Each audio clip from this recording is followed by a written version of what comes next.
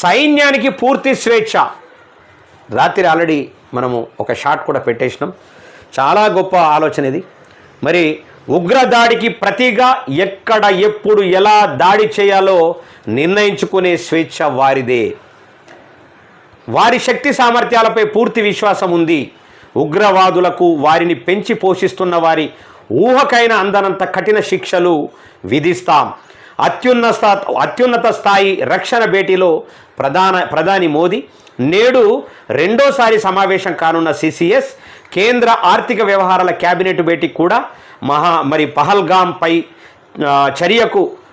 చర్చకు పార్లమెంటుకు సమావేశపరచండి. ప్రధాని నరేంద్ర మోదీకి కాంగ్రెస్ నేతలు రాహుల్ గాంధీ, మల్లికార్జున్ ఖర్గే లేఖలు. గ్రేటు, వాళ్ళు కూడా సపోర్ట్ చేస్తూ ఉన్నారు. మరి పహల్గాం ఉగ్రదాడికి ప్రతిగా మరి ఎలాంటి దాడులైనా చేసే